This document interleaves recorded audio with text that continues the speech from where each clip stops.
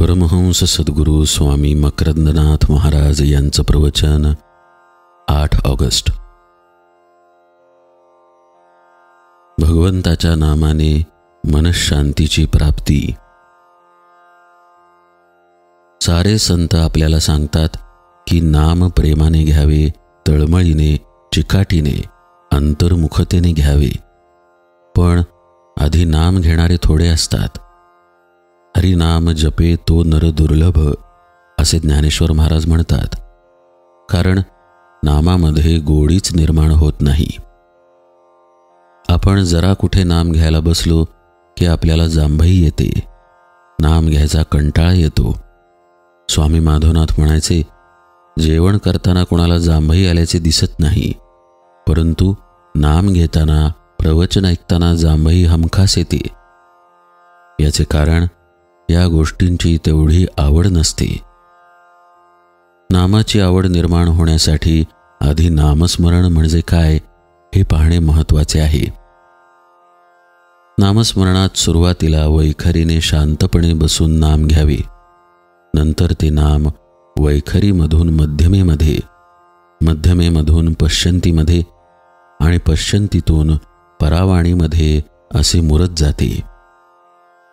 ते जसे जसे मुरेल त्याची गोडी निर्माण होईल, तसे तसे नाम सहज आतून स्फुरेल। हे खरे नामस्मरण आहे। लहान बालकाचे स्मरण आईच्या अंतःकरणात सहजच असते, तसेच लहान मुलाला देखील आईचे स्मरण सहज असते। चालता चालता ठेच लागली तरी त्याला पटकन आईची आठवण येते। अशाच प्रकारे संतांना परमेश्वराच्या नामाचे अगदी आतून स्मरण असते। एकदा असे झाले, स्वामी माधवनाथ घरून दुकानाकडे चालले होते। स्वामीजींचे कापडाचे दुकान होते।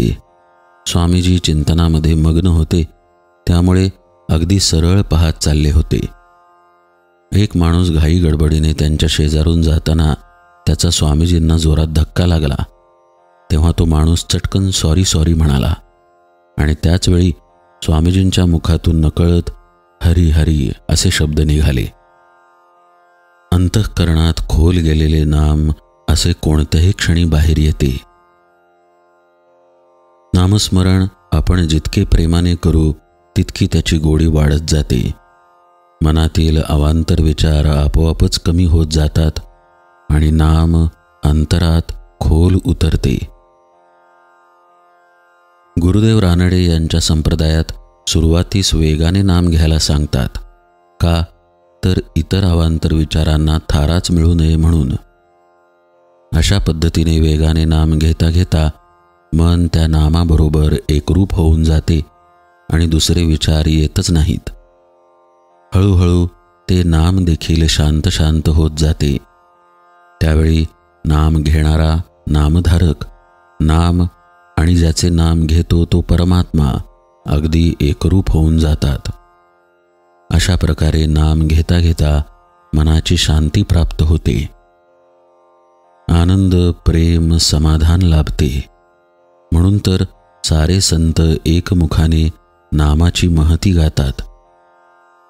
विठ्ठल विठ्ठल वाणी अमृत हे संजीवनी असे तुकाराम महाराज म्हणतात, तर नाम स्मरे निरंतर ते जाणावे पुण्य शरीर असे समर्थ सांगतात।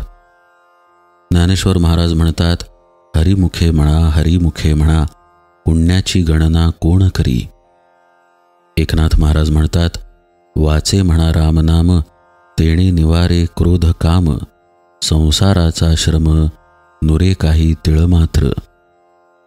स्वामी स्वरूपानंद एका अभंगात म्हणतात, नित्य निवांत निर्भय स्वामी झाला राममय। नामस्मरणाने एवढी मोठी स्थिती प्राप्त होते, मात्र त्यासाठी वर्षानुवर्षे आरंभी आवडी आदरे आले नाम, तेणे सकळ सिद्धी जगी झालो पूर्ण काम। अशा प्रकारे प्रेमादरपूर्वक, श्रद्धेने, विश्वासाने, आवडीने नाम घेत राहणे हाच एक उपाय आहे। परमहंस सद्गुरु स्वामी माधवनाथ महाराज की जय।